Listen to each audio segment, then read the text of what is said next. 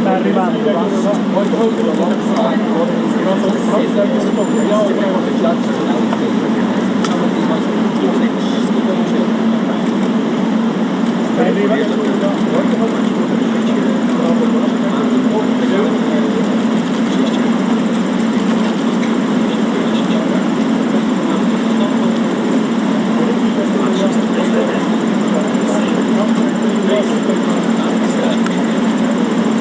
President Trump, sir, your message to the people of Ukraine as world leaders gather here today. And Russia continues to attack civilians, this time in Kharkiv, killing many. Is there a just offer for peace on the table? Will you cede land to Russia?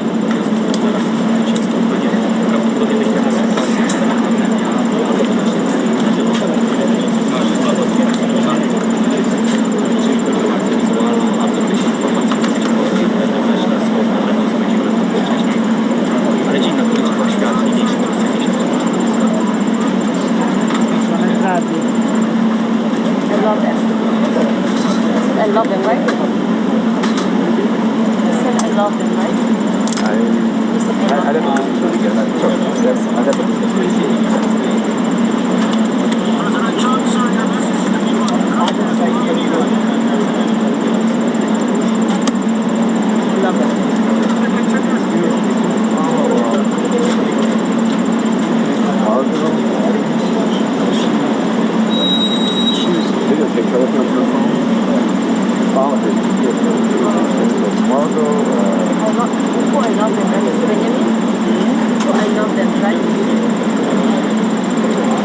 Inside. Yep. Thank you. Right. Yeah. Thank you. Appreciate it. Coming through hot coffee. Yep, hot coffee. Hot pot. Hot pot. Hot pot.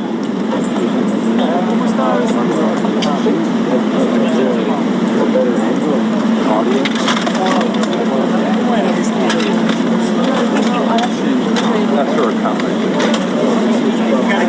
Yep. Yep.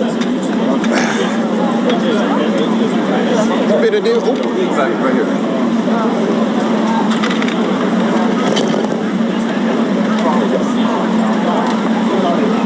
Love them. Right. Good.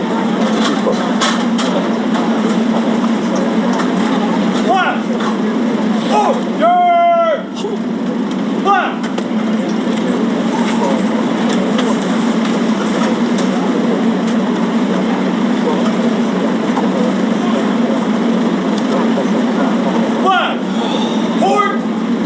One!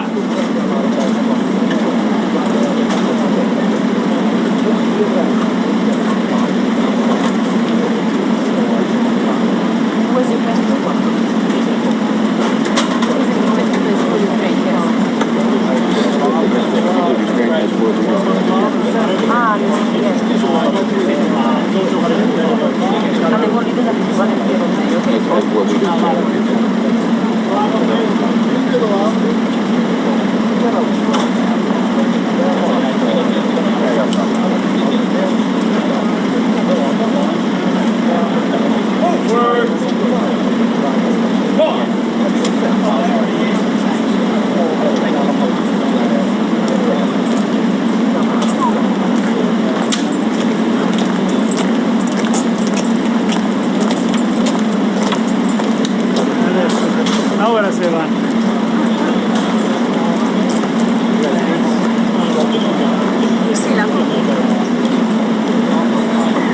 Claro, se ve una cena.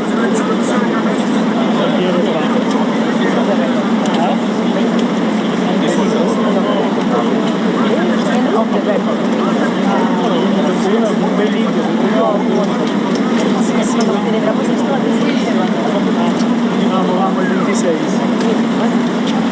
Chao, éxito. Chao.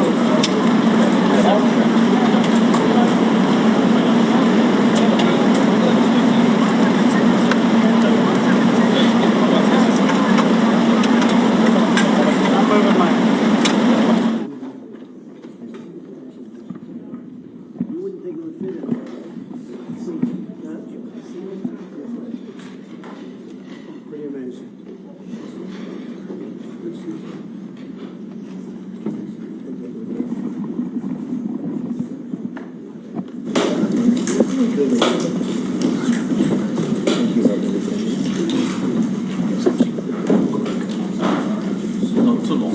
No, very short. Very short. In between us.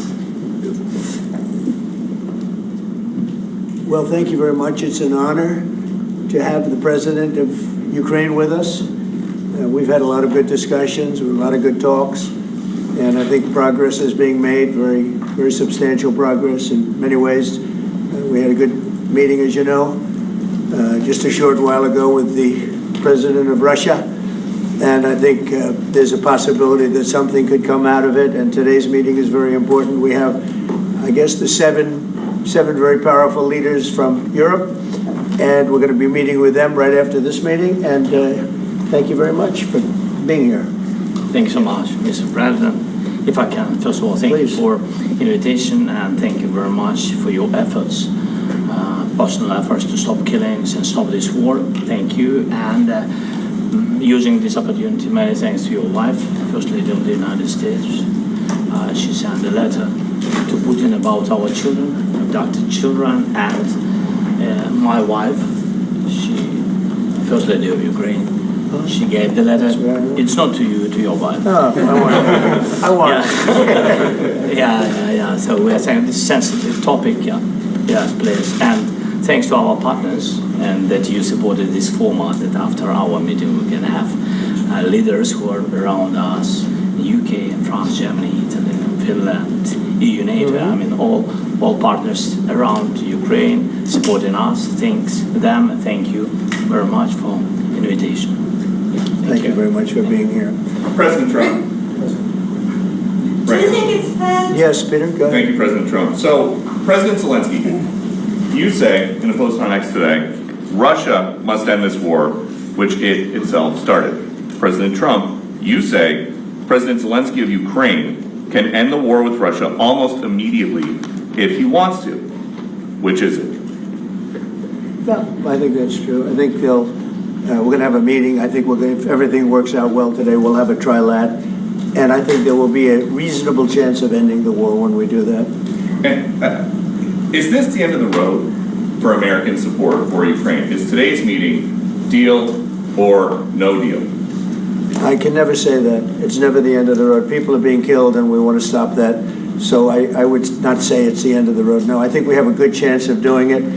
It's been almost 4 years now that a lot of people were killed last week. A lot of people last week. I mean, millions of people killed, but a lot of people last week for whatever reason. A big number, a lot of soldiers, on both sides.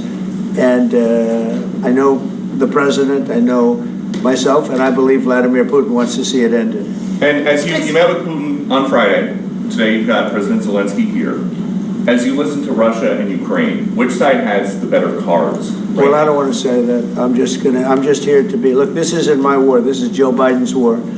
He's the one that had a lot to do with this happening, and we want to get it ended. And we want it to end good for everybody. We want it to end good. The people of Ukraine have suffered incredibly. President Zelensky, are you prepared to keep sending Ukrainian troops to their deaths for another couple years, or are you going to agree to redraw the maps? Thank you for your question. So, first of all, we live under each day attacks. You know that today have been a lot of attacks and a lot of wounded people, and the child was dead, small one year and a half. So we need to stop this war, to stop Russia, and we need support American and European partners. And we will do our best for this. So, and I think we show that we are strong people, and we supported the idea of the United States, personally of President Trump, to stop this war, to make a diplomatic way of finishing this war. And we are ready for trilateral, as President said. This is a good signal about trilateral. I think this is very good. Thank you. Mr. President,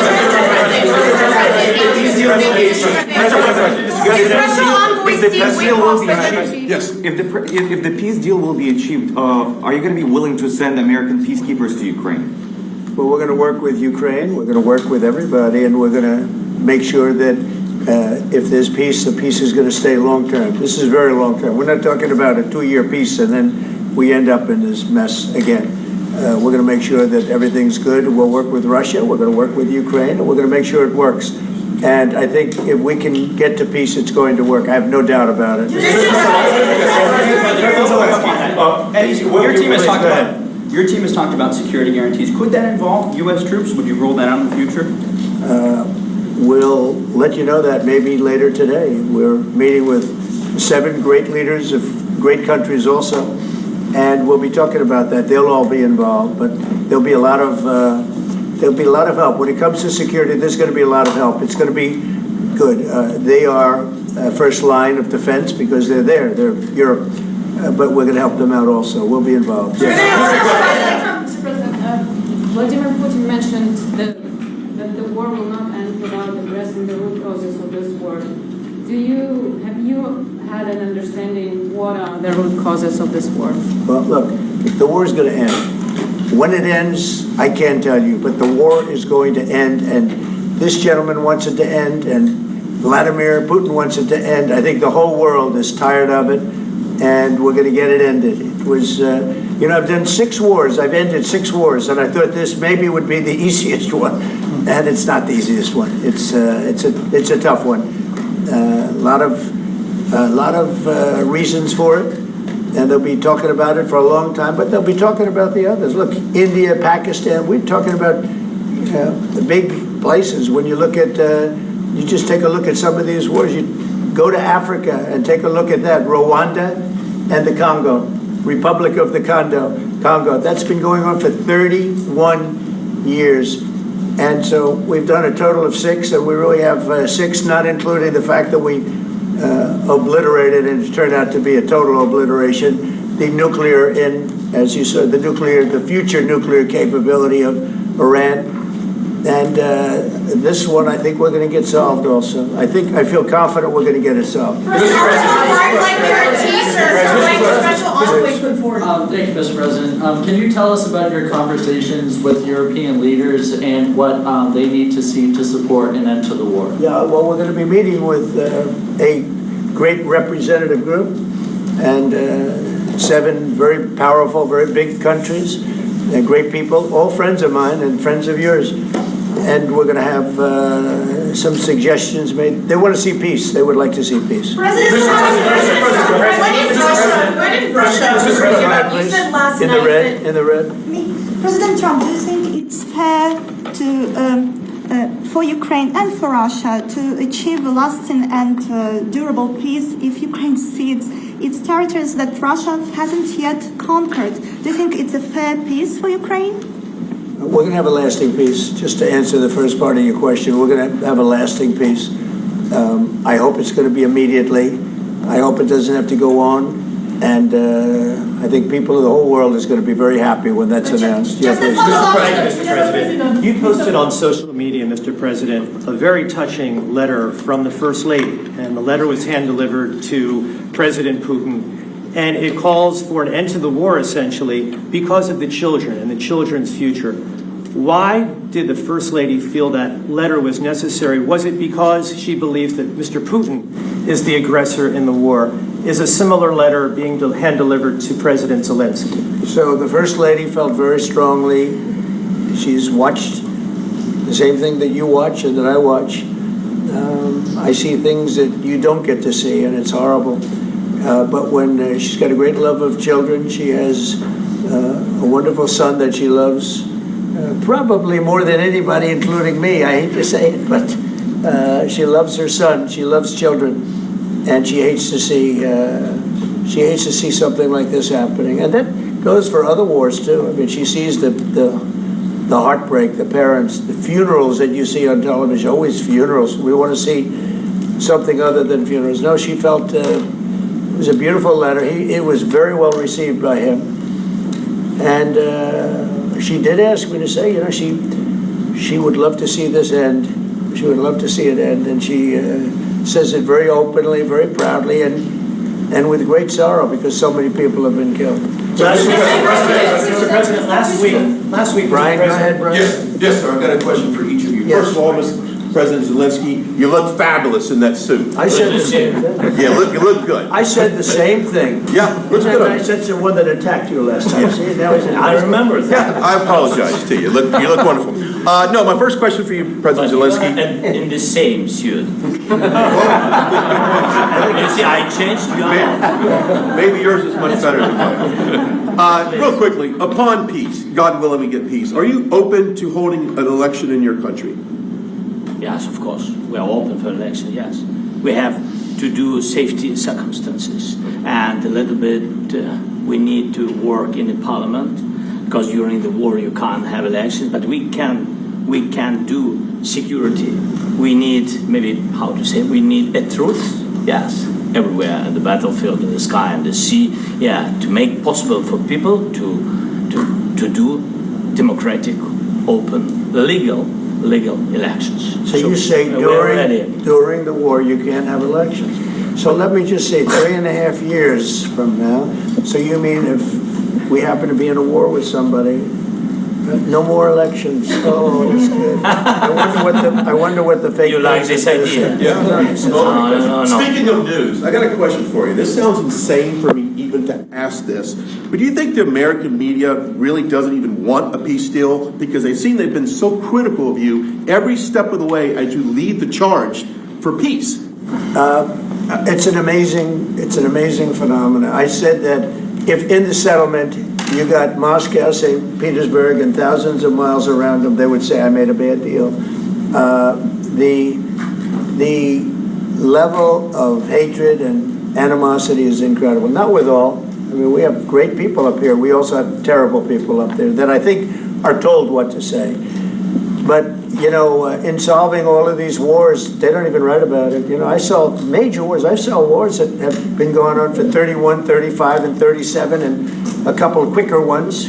One that was going to go into a full-blown deal very quickly. You know what the one I'm talking about. It was a big one. But they don't even write about that. No matter what I do, no matter what, and you know, this is not anything to do with you. It's probably to your advantage in a certain way. But no matter what I do, no matter what deal I make, from my standpoint, you'll come out good. Maybe President Putin will come out good. But they'll say, Trump was absolutely horrible. It's just that, and I've lived with that for a long time. I've lived with it since just before the first election. I used to get great publicity. Now I get the worst publicity anyone's ever gotten in office, but I won in a landslide, so that people understand. They're the only ones that count, ultimately. But I've also had great reporters. I've had journalists that are very good. But it's very sad when you do the right thing. As an example, they said, because of the fact that Vladimir Putin came to American soil, this was a tremendous defeat for Donald Trump. No, it was really wonderful that he did it. It was a hard thing for him to do, to be honest with you. It was the opposite of what they said, but they said it. Now, if he didn't come, they'd say that was also bad for Trump. You know, there's no way. And there's just a great dishonesty of the press, and I think that's why it's lost its credibility. You know, its credibility is at an all-time low. We have a thing going on right now in D.C. We went from the most unsafe place anywhere to a place that now friends are calling me up, Democrats are calling me up, and they're saying, sir, I want to thank you. My wife and I went out to dinner last night for the first time in 4 years, and Washington, D.C. is safe, and you did that in 4 days. I'll tell you, it's safe. I had another friend of mine, he has a son who's a great golfer, he's on tour, and he came in fourth yesterday in the big tournament where Scotty Scheffler made the great shot, and he said his son is going to dinner in Washington, D.C. tonight. I said, would you have allowed that to happen a year ago? He said, no way, no way. He said, what you've done is incredible. And I think the people realize it. But the press says, he's a dictator, he's trying to take over. No, all I want is security for our people. But people that haven't gone out to dinner in Washington, D.C. in 2 years are going out to dinner. And the restaurants the last 2 days were busier than they've been in a long time. Sir, I walked around yesterday with MTG. If you could walk around with DC with MTG and not be attacked, the city is safe. Sir, on the security Thank you, Mr. President. Last week you warned of what you called severe consequences if a 30-day ceasefire or any type of ceasefire were not agreed to by Russia. Will there be severe consequences? Does that change because of I don't think with you need a President Putin? ceasefire. You know, if you look at the 6 deals that I settled this year, they were all at war. I didn't do any ceasefires. And I know that it might be good to have, but I can also understand strategically why, well, you know, one country or the other wouldn't want it. You have a ceasefire and they rebuild and rebuild and rebuild, and, you know, maybe they don't want that. But if you look at the 6 deals that we made peace and you know, long-term, long-running wars, I didn't do any ceasefires. Would I like the concept. You know, I like the concept of a ceasefire for one reason, because you'd stop killing people immediately, as opposed to in 2 weeks or 1 week or whatever it takes. But we can work a deal where we're working on a peace deal while they're fighting. They have to fight. I wish they could stop. I'd like them to stop. But strategically, that could be a disadvantage for one side or the other. But all of these deals I made without even the mention of the words ceasefire. President Zelensky, are you disappointed that there's no ceasefire? The decision to offer Ukraine Article 5 like security guarantees, but stop short of pushing for their full membership? Yeah, well, we haven't done anything on that yet. If you look back and you go back long before President Putin, it was always a statement that they would never allow Ukraine into NATO. So that was a statement that was made, but we haven't discussed any of that yet. We're going to be discussing it today, but we will give them very good protection, very good security. That's part of it. And the people that are waiting for us, they are, I think they're very like-minded. They want to help out also.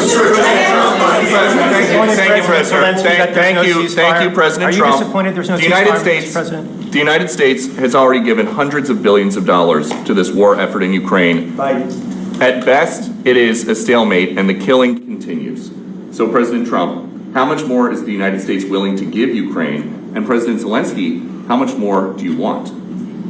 Well, I'll start off just by saying we're not giving anything now. We're selling weapons. This is something before, I guess the number is well over $300 billion. That was under Joe Biden, a corrupt politician, not a smart man, never was. By the way, go back 40 years, he was not a smart man 40 years ago either, but now he's in particular bad. This was done by a corrupt administration that shouldn't have been in, and frankly, if the right results of the election were given, if I were president, this war would have never taken place, and he would have been very happy, because he would have liked to have seen. I mean, they went through hell. He went through hell. This war would have never happened, and the people that were killed, a couple of million people, a lot of people with soldiers and everything else, and the people that have been displaced and forced into other areas and other countries because of what's happened, none of that would have happened. And I'm just saying that he was a horrible president, whether it was the borders or this. He was just a horrible, corrupt president. I can. Thank you so much. So first of all, we have possibility now to buy weapons from the United States. We are thankful for this program and this opportunity. We are thankful for Europe. They pay for this. And through NATO program, for example, Pearl and etc., we have some programs where we can have some money to finance this. And this is a part, I think, it's not a part for the war and to defend us. It also will be a part for security guarantees, to strengthen our army, to rearm Ukrainian army. This is very, very important. And it depends how much money we need to rearm. For example, the question of air defense, we spoke about it with President Trump, and I'm happy that we have now bilateral decisions and we work on it with production, American production. Nobody in Europe has so many air defense like Patriots, for example. We need it very much, and this is also about defending. I think the good news, we make the best military equipment in the world by far. You mentioned the Patriots. How good are they? Systems. We have systems. They're literally 100% foolproof, and it's really like shooting two bullets. You know, two bullets hitting each other in the air in a space like this. The chance is 100%. It's 99 to 100%. So we sell the equipment to NATO, and NATO does what, I don't know what the arrangement is that you have with, but I know that they want you to have the equipment. And we're getting the best equipment in the world, but they pay us for the equipment. Under Biden, it was just crazy what was going on. I believe the number is over 300. I think it could be $350 billion worth of equipment and money and everything else.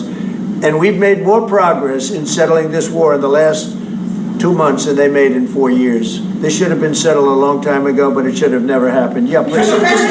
Real quickly, you pushed out on social media.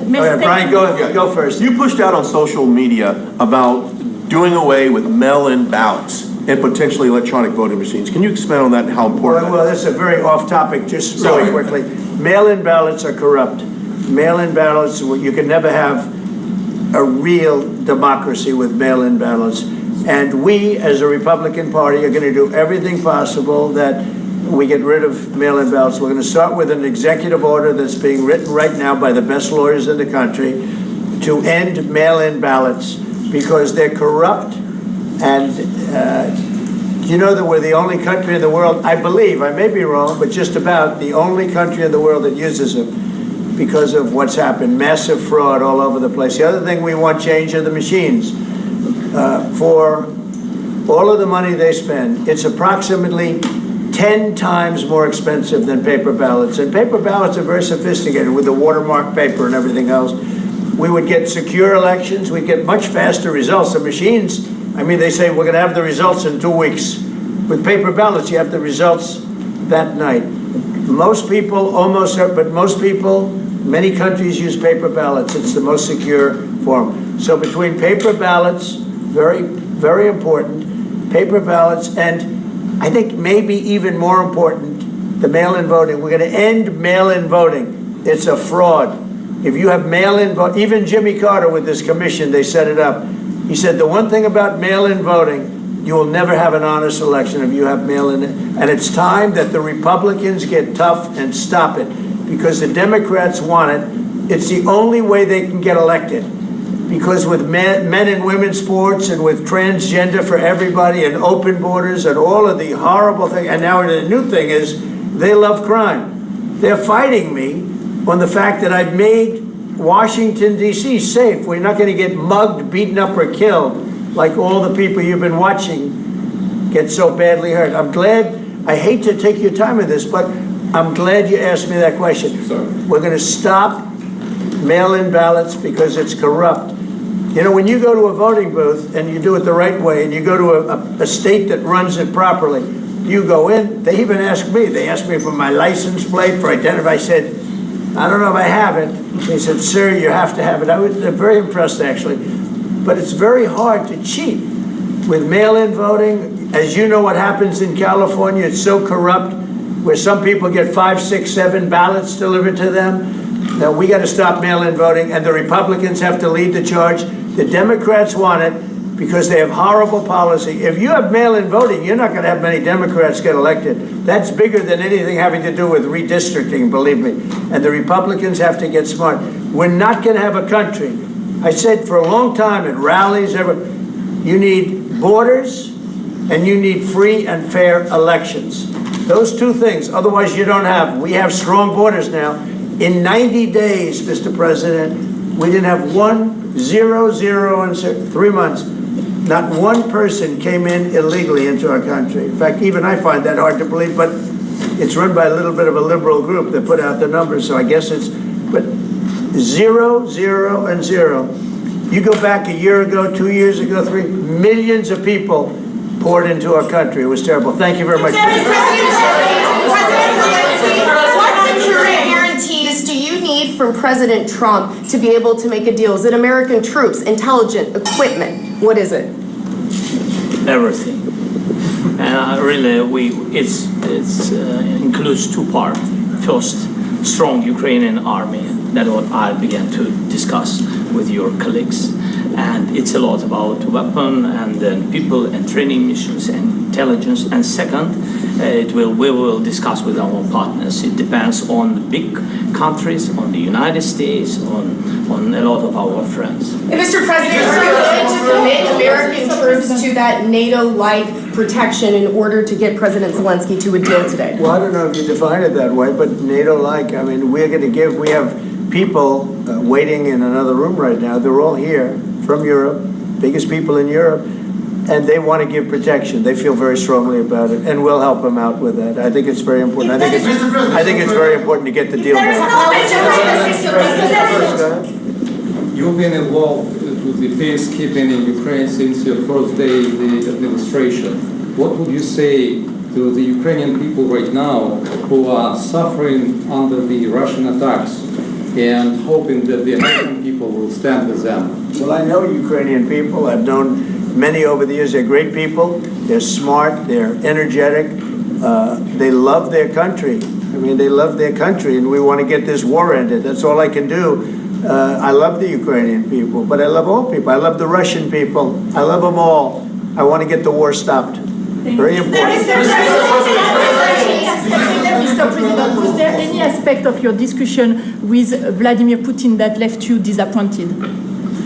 Look, we just spoke to, I was just telling the president, I just spoke to President Putin indirectly, and we're going to have a phone call right after these meetings today. And we may or may not have a trilat. If we don't have a trilat, then the fighting continues. And if we do, we have a good chance. I think if we have a trilat, there's a good chance of maybe ending it. But he's expecting my call when we're finished with this meeting. Thank you very much, everyone.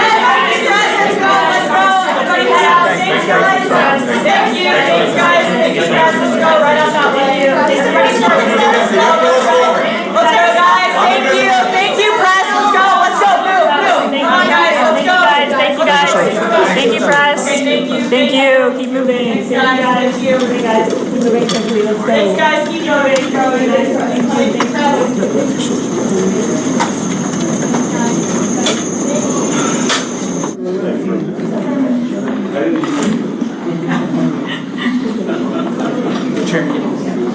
Thank you.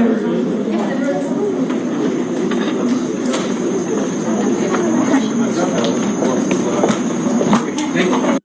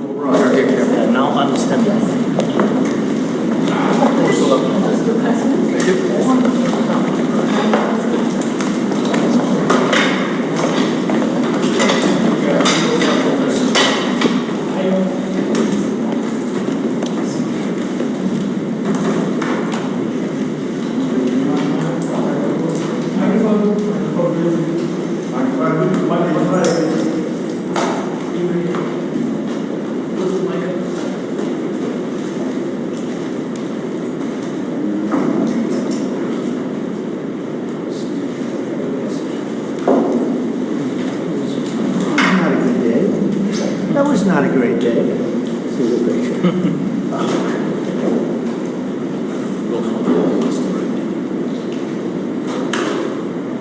Is everything okay? You all set? Thank you very much. Thank you very much. Appreciate it.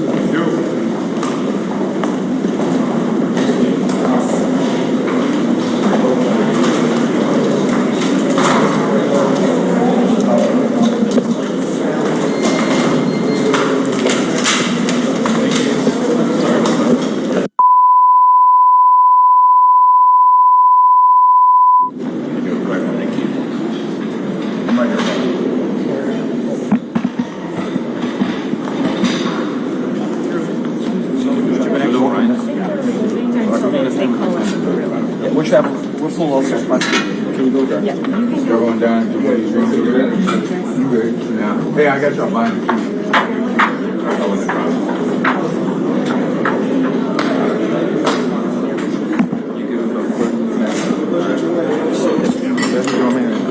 You got the stool?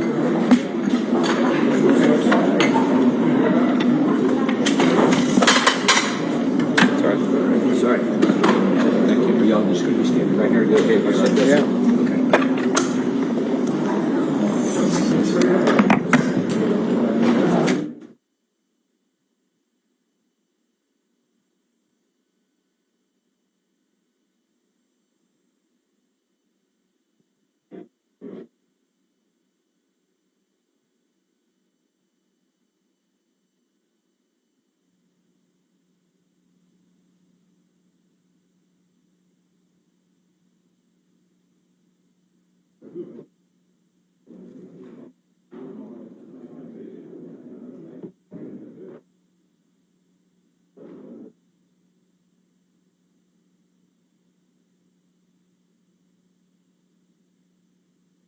There's only one, you know, the whole, when you add it all up, it's...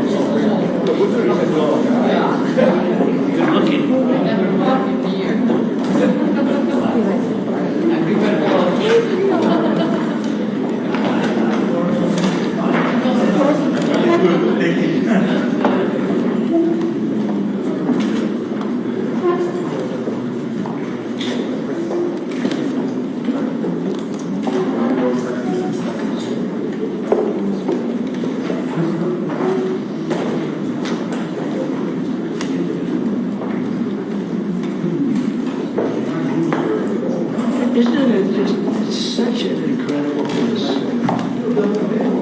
Well, we're building a big right here. It would be right through that. Right through here. It's going to be, I'll tell you, it's going to be fantastic, actually. You can let them come in. Have a successful talk today. Yeah, me too. Please come on in. Do you guys want to take some questions or anything? Feel anything? Huh? Sid. Hi, Mark. Yeah, good.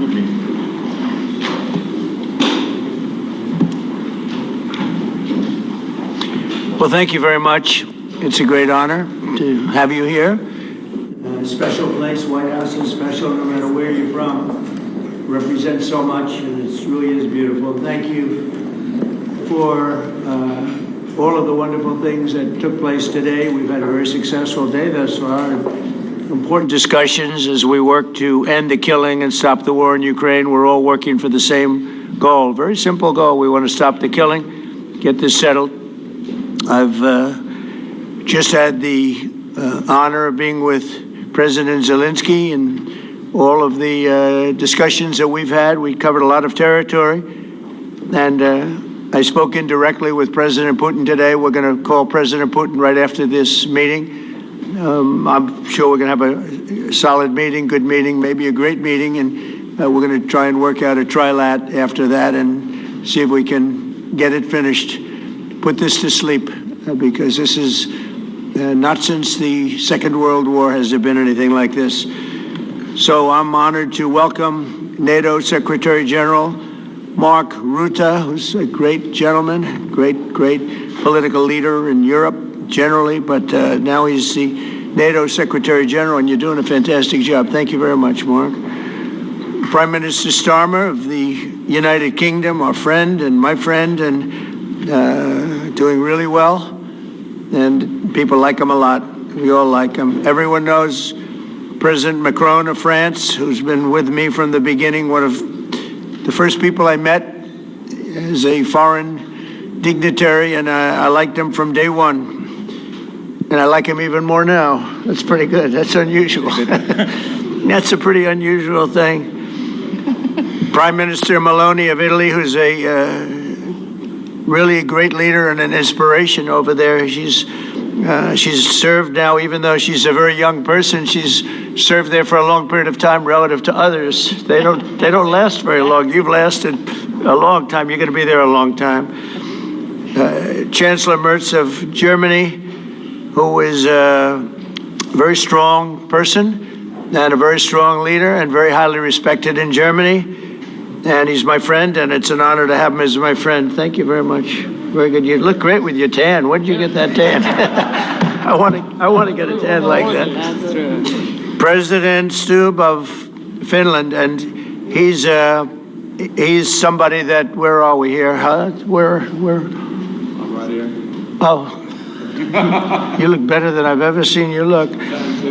But you've done a great job, and we wanted to have you here because you're somebody that we all respect. And you've had a lot to do with the success, I think, and the potential success. And thank you very much for being here. We appreciate it. And the President of the European Commission, Ursula von der Leyen, who is somebody that we just made a big deal with all of those countries. I don't know. I think you might be more powerful than all these guys at this table. I don't know.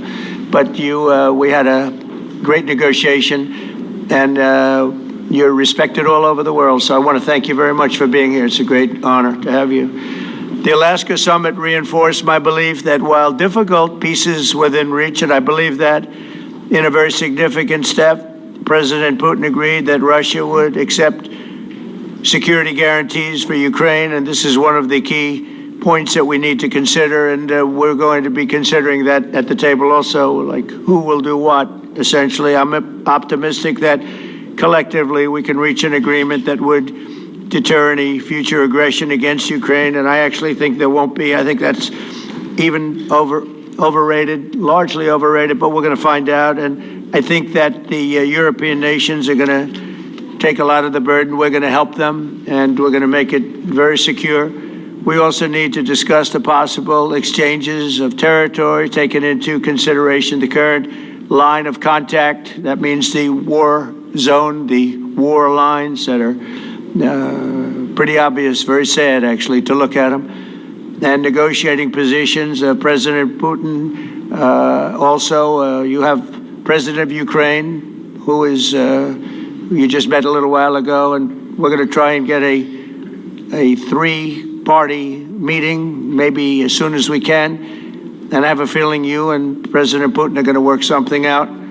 Ultimately, this is a decision that can only be made by President Zelensky and by the people of Ukraine working also together in agreement with President Putin. And I just think that's very good things are going to come of it. So I hope we have a good meeting. And if we can have a good meeting, I'll set up a meeting with President Putin, and if you'd like, I'll go to that meeting. And not that I want to do that, but I will do that because we want to save a lot of people from dying. A lot of people are dying, and we got to save them. We got to save it. 5,000, 6,000, 7,000 people sometimes a week.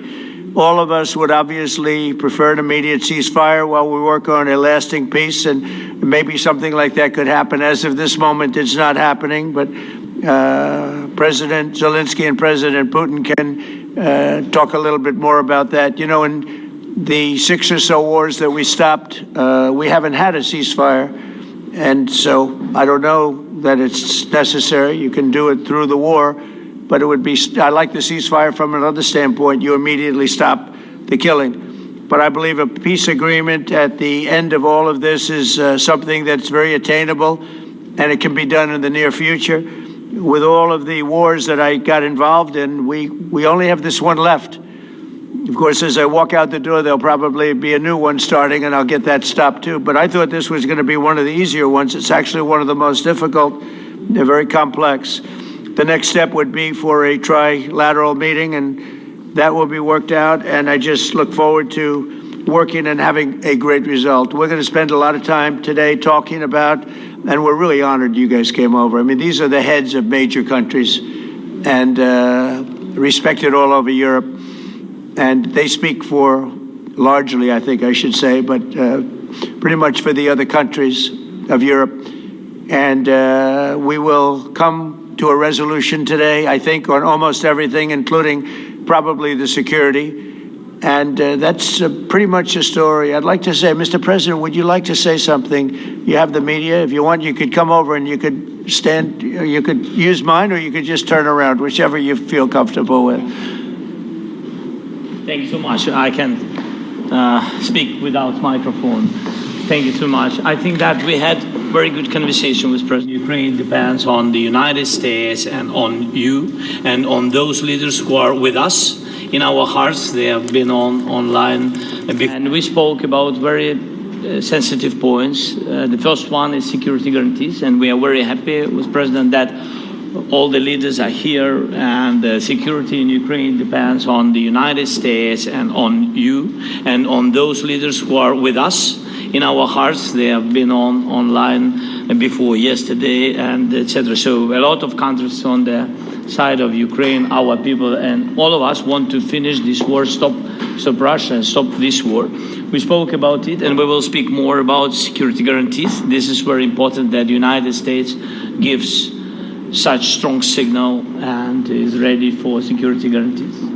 The second point, or maybe the first, humanitarian direction, very important to exchange all the prisoners, and I think that President will help. And I was very thankful to your wife again, Mr. President, for the letter about our abducted children, and I hope that really it can be a historic role for the people to bring kids back to the families and be happy and get their families back. Yeah. Yes, this is so important, and I'm happy that we discussed it, this track with the President Trump, and I hope that we will find decisions.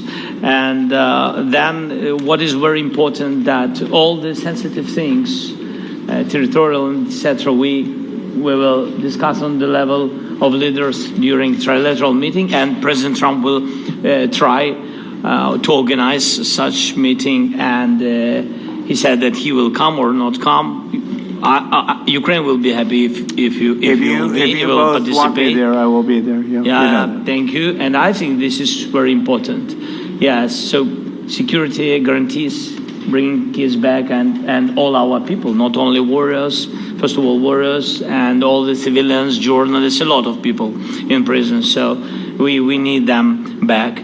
And guarantees which will work for the years. We spoke about it, and I showed the President a lot of details on the battlefield, on the map. Thank you so much. Thank you for the map, by the way. Good map. It was great. Yeah. I'm thinking how to take it back. We'll get you. No. I think that we had constructive, specific meeting, and I'm very thankful to all the leaders who are here, and you help a lot, and so we are happy that we have such big unity today. Thank you, Mr. President. Thank you very much, for hosting us. Mr. President. I think you'll see that President Putin really would like to do something else. I think when we set that up, when we do, I think it's going to be when, not if. I think you're going to see some really positive moves. I know there's over 1,000 prisoners, and I know they're going to release them. Maybe they're going to release them very soon, like immediately, which I think is great. But we're going to set that up today after this meeting. So very good and great remarks. I appreciate it. Mark, as head of NATO, maybe you could say a few words, please. Yes, I will be very brief. I really want to thank you, President of the United States, dear Donald, for the fact that you, as I said before, broke the deadlock, basically with President Putin by starting that dialogue. And I think it was in February that you had the first phone call, and from there we are now where we are today. And that is, I think, if we play this well, we could end this. And we have to end this. We have to stop the killing. We have to stop the destruction of Ukraine's infrastructure. It is a terrible war. So I'm really excited. And let's make the best out of today and make sure that from today onwards, we get this thing to an end as soon as possible. I really want to thank you for your leadership, what you are doing for Volodymyr, but of course also all the European colleagues. It is really crucial. And the fact that you have said, I'm willing to participate in the security guarantees is a big step. It's really a breakthrough, and it makes all the difference. So also thank you for that. Well, NATO also has agreed from 2% to 5%, which is something that is a massive amount of money. And it's 2% that wasn't always paid to 5% that is paid. That's a big difference. And so we appreciate that. That was a great move. Thank you very much. Ursula, maybe on behalf of the Commission, you could say a couple of words. Yes. Thank you very much. It's a pleasure to be here. And it's a very important moment. Indeed, we are here, Europeans, as friends and allies. We had a fantastic NATO summit. Together as the two largest and biggest economies in the world, we had the largest trade deal ever agreed. And now we are here to work together with you on a just and lasting peace for Ukraine. Stop the killing. This is really our common interest, stop the killing.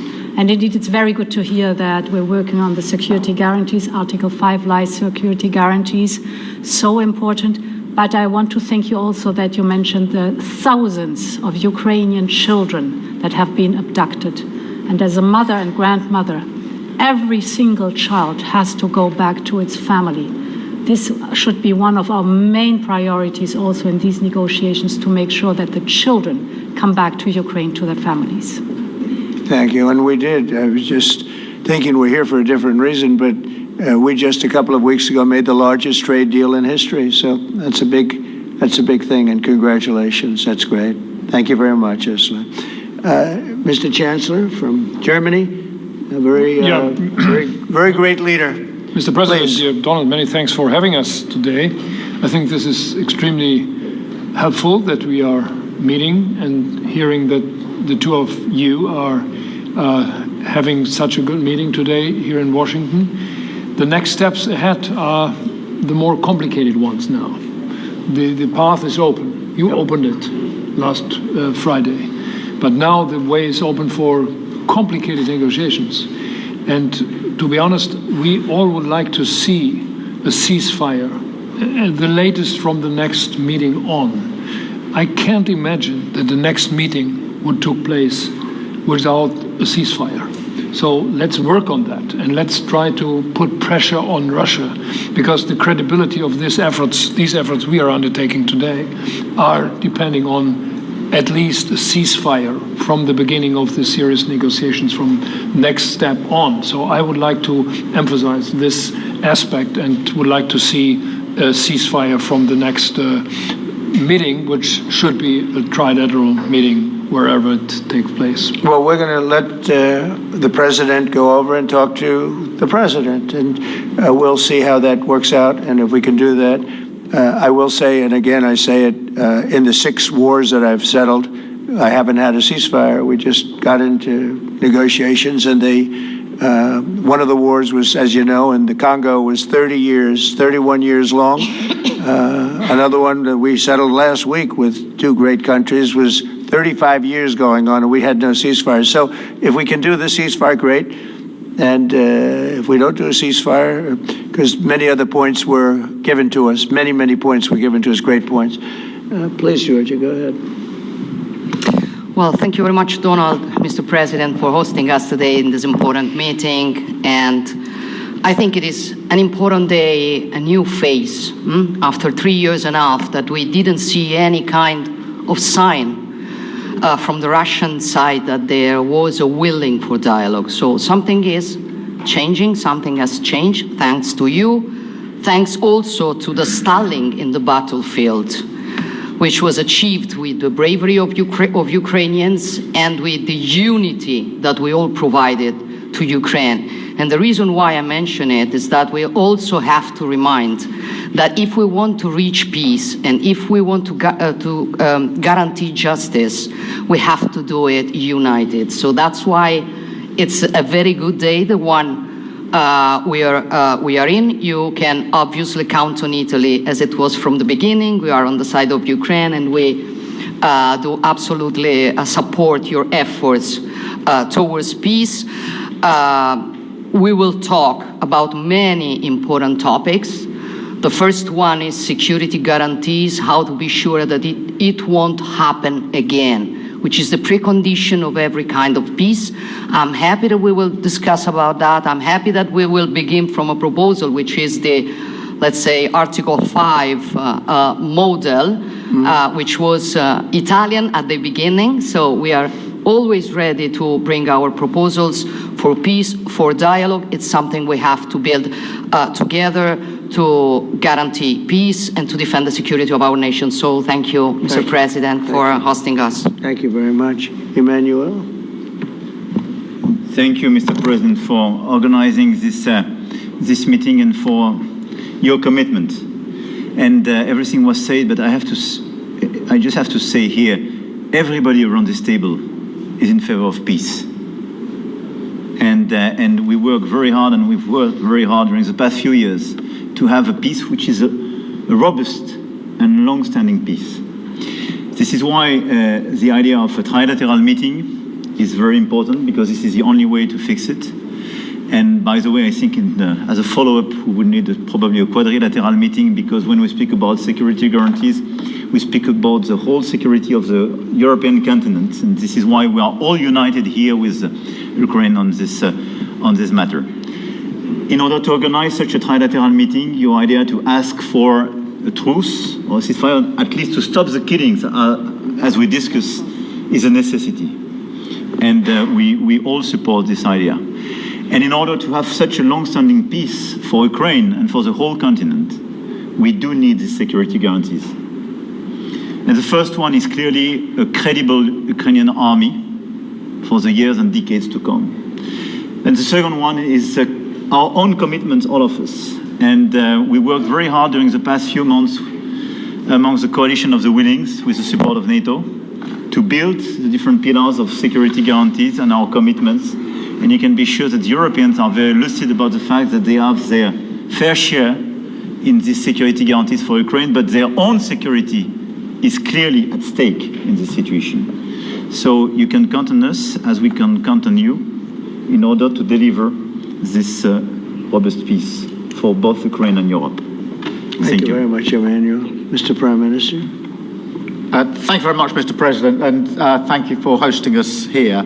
Can I start where Emmanuel started, which is we all want peace. The war in Ukraine has had a huge impact, particularly on the Ukrainians who've borne the brunt of it, but it's also had an impact on Europe and on the United Kingdom. There's not a family or community that hasn't been affected.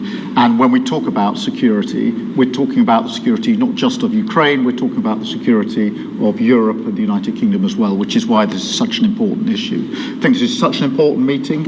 As a group, I think we've had a discussion on the phone a number of times, Mr. President, but be able now to be around the table to take it forward. And I really feel that we can, I think, with the right approach this afternoon, make real progress, particularly on the security guarantees, and your indication of security guarantees of some sort of Article 5 style guarantees fits with what we've been doing with the Coalition of the Willing, which we started some months ago, bringing countries together and showing that we were prepared to step up to the plate when it came to security, with you coming alongside, the US alongside what we've already developed, I think we could take a really important step forward today, a historic step actually, could come out of this meeting in terms of security for Ukraine and security in Europe.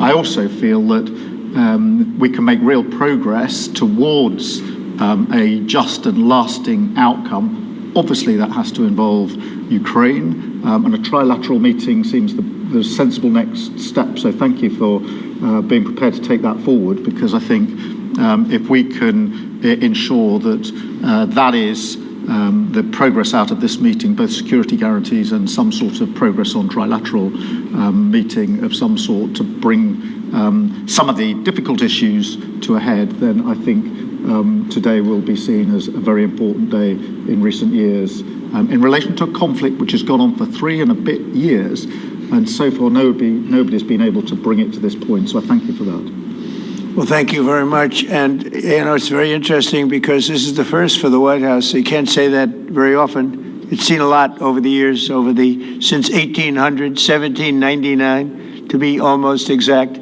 But this is the first where we've had so many prime ministers, presidents, the heads of European nations. And by the way, Alex, I'd like you to say a couple of words, too. You're a young, powerful man. Before I finish up, I want you to say a couple of words. Go ahead.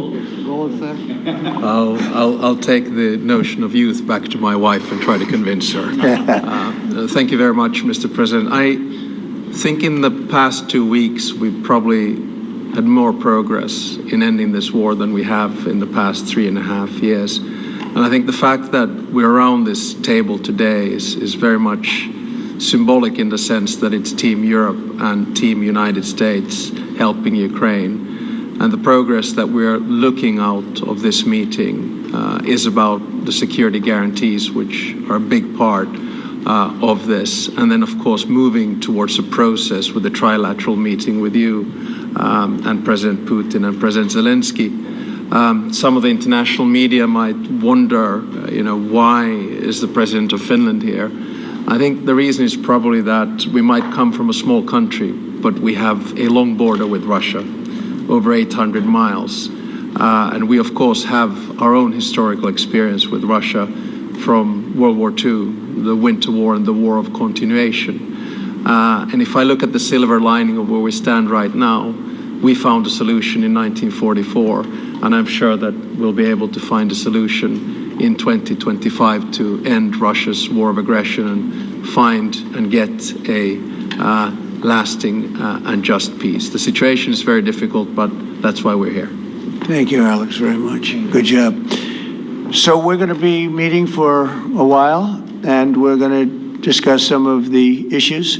And I don't think there's any issue that's overly complex. It's at a point now where people want to do things. I really do believe. I've known him for a long time. I've always had a great relationship with him. I think that President Putin wants to find an answer too. And we'll see. And in a certain period of time, not very far from now, a week or 2 weeks, we're going to know whether or not we're going to solve this, or is this horrible fighting going to continue. We'll do our best to get it ended. And I believe you have two willing parties, and usually that's good news, but two willing parties that want to make a deal. And we'll journey together, and we'll go over, and we'll see if it can be done. And it's possible it might not be able to be done. On the other hand, it's possible it will, and we're going to save thousands and thousands of lives a week. And so it's something we really have to do. And, or at least we have to give it our best. It's all you can do. You can give it your best, but I think we may have a very good outcome. So I want to thank you all, and the media, I want to thank you. We're going to be staying here for a little while. Then we're going to walk over to the Oval Office, and we're going to have another little discussion about similar matters. And then they're going to go home to their great countries and report. And I'm going to remain here and work, and you're going to go and work. We're all going to be working. We may be in a different location, but that's what we know how to do is work. But I want to thank the media's been actually very fair, generally speaking, very fair. I think it's important that they're fair because this is a very important subject. We have to get it ended. And so that's all we ask for is fairness with the media. Thank you all very much. Appreciate it. Thank you very much.